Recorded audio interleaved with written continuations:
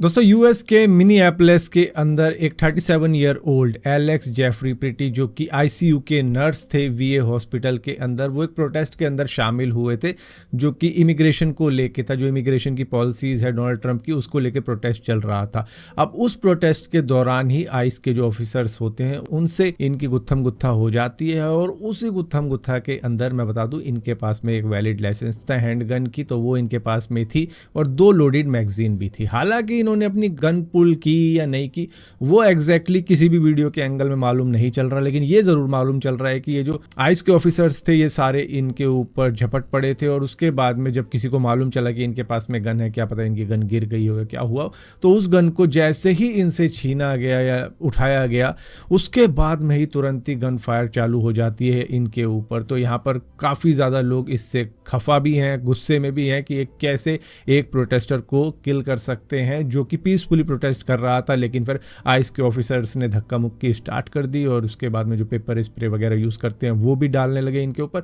उसके बाद में जब एलेक्स के ऊपर 4-5 आइस के ऑफिसर्स चिपट गए थे तो उनकी गन शायद किसी तरीके से गिरी होगी या मैगजीन गिरी होगी, जिसके बाद में ऑफिसर्स को मालूम चला कि इनके पास में गन है और तुरंत ही उस गन को जैसे ही डिसआर्म किया गया तुरंत ही गन फायर कर दी गई। तो मतलब ये कुछ समझ के परे है कई सारे लोगों की, जब तुमने गन ले ली थी ऑलरेडी उनके हाथ से या फिर कहीं पे भी उन्होंने रखी होती है जैसे अंटी में अटका के रखते हैं या गिर गई होगी, जब ले ली थी तो फायर करने की क्या ज़रूरत थी। इस चीज़ के ऊपर सवाल हो रहा है कि एक पीसफुल प्रोटेस्ट को किस तरीके से वायलेंस में बदला गया आइस के ऑफिसर्स द्वारा। तो ये जस्टिस है या इनजस्टिस है वो अब एक डिबेटेबल बात बन चुकी है यूएस के अंदर। हालांकि कई सारे एंगल्स के अंदर मैंने भी देखा और उसके अंदर से तो यही मालूम चल रहा है कि भैया कहीं से भी ऐसा नहीं लग रहा है कि एलेक्स ने गन निकाली थी, उल्टा उनके पास में मोबाइल था, वो मोबाइल से रिकॉर्डिंग कर रहे थे। जहाँ पर जब आइस के ऑफिसर्स ने धक्का मुक्की स्टार्ट करी तो वो ज़मीन पर गिर गए थे। उसके बाद में शायद एक गन का पता लगा होगा कि गन उनकी हट गई होगी, कहीं गिर गई होगी, जिसके बाद में ये पूरा का पूरा सिलसिला चालू हुआ कि इसके पास में गन है, उनसे गन ली गई। उसके बाद में फिर शूट कर दिया गया उनको, डिसआर्म करके कह लो, बिल्कुल निहत्था, उनके पास में गन नहीं थी उसके बाद में। और मैं एक और बात बता दूं, मिनीएपोलिस के अंदर वैलिड लाइसेंस के साथ में आप गन लेकर घूम सकते हो पब्लिक प्लेस के अंदर भी, लेकिन उसके बावजूद भी इन पर शूट कर दिया गया गन देखते ही कि गन है इनके पास में, गन ली गई, उसके बाद में इनको शूट कर दिया। दोस्तों आजकल जब भी हमारा चालान कटता है तो हमारे पास एसएमएस आ जाता है कि हमारा चालान कट चुका है, उसको आपको पे करना पड़ेगा, चाहे कोर्ट में जाकर पे करो या ऑनलाइन पे कर दो, इस तरीके से भी चालान भरा जाता है। तो इसी तरीके का एसएमएस आया लक्ष्मी नगर के 65 साल के एक व्यक्ति के पास में। उनको लगा यार 500 रुपये का चालान है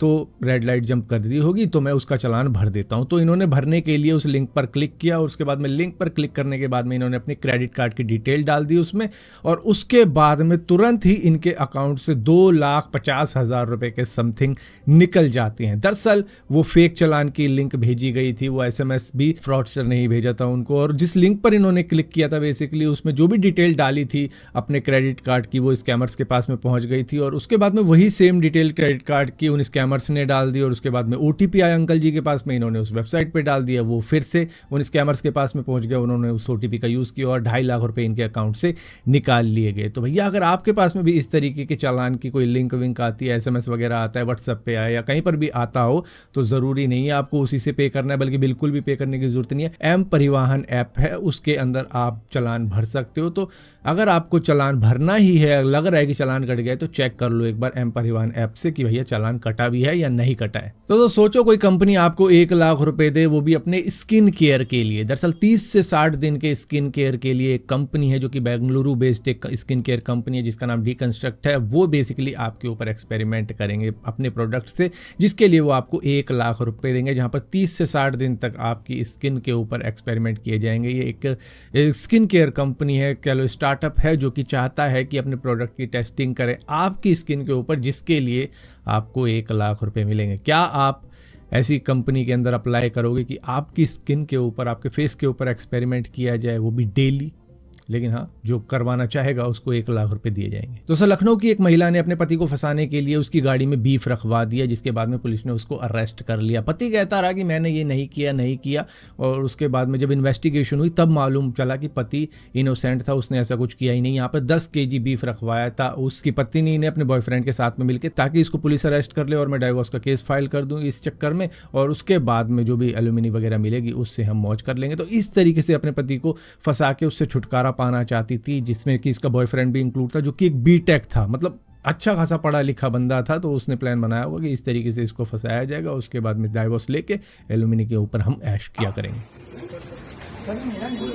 तो है क्या, बताओ पहले क्या है उसमें। नहीं मालूम भैया, मेरी गाड़ी यहाँ खड़ी रहती, मुझे क्या मालूम। यार ये सारे जूते चप्पल सब तुम्हारे, तो वो कौन सा अलग हो गया।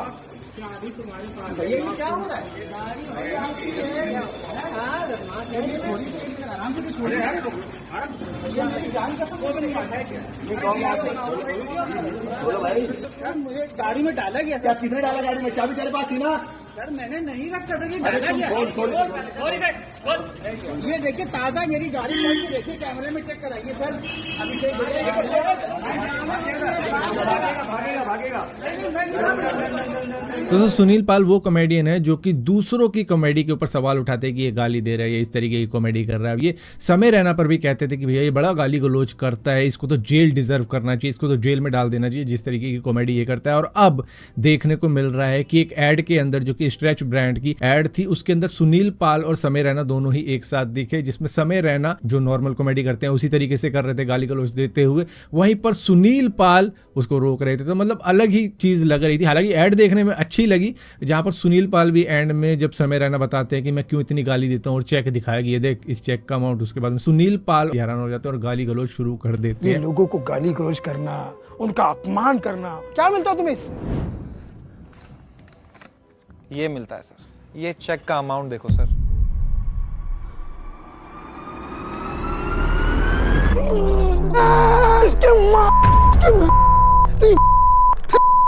इसके सोनपुर मिला में मेरा तुम्हारी माँ।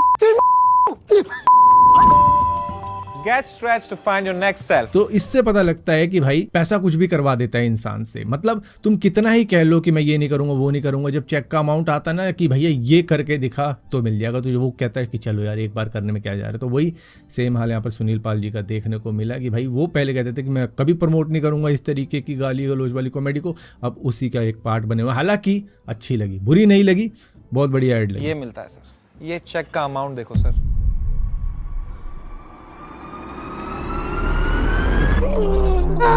इसके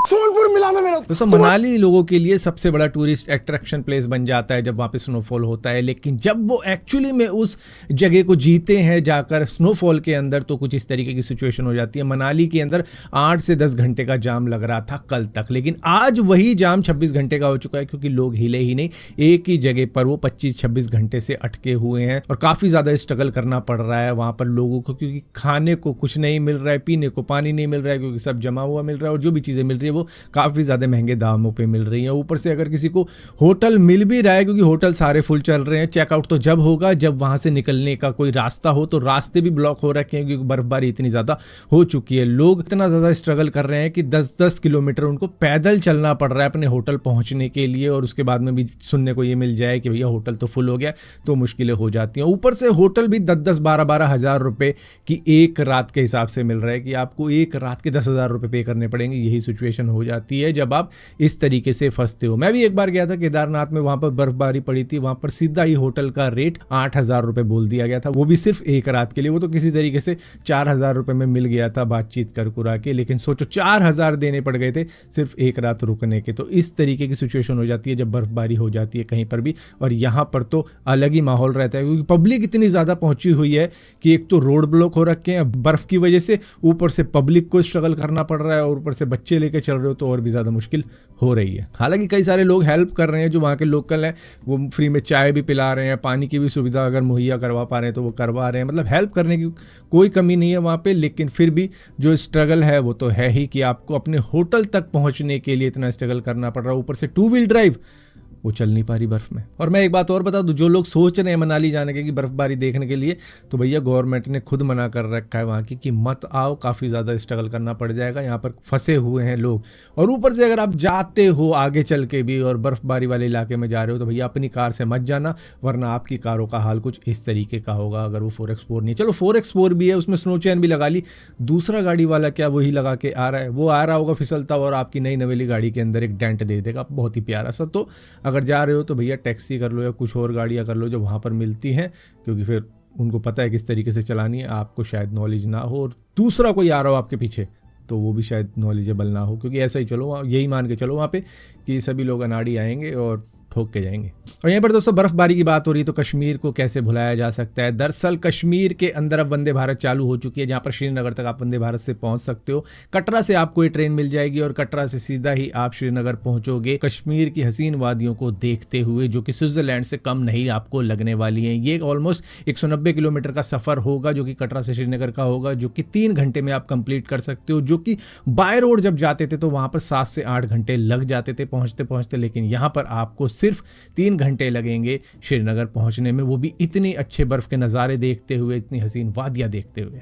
दोस्तों ब्राजील के अंदर गार्बेज कलेक्टर एक महिला का सोफा ही ले गए। दरअसल महिला ने अपना सोफा बाहर रख रखा था सुखाने के लिए, साफ करके उस पर धूप लग रही थी, वो सूख रहा था, लेकिन गार्बेज कलेक्टर आए, उनको लगा बाहर गार्बेज पड़ा हुआ है, इसको उठाओ और सीधा ही अपने ट्रक के अंदर डाल दो। तो इसी तरीके से ट्रक के अंदर डाला, जिसके बाद में जब महिला बाहर आती है वो शौक में पड़ जाती है कि मेरा सोफा गया तो गया कहाँ।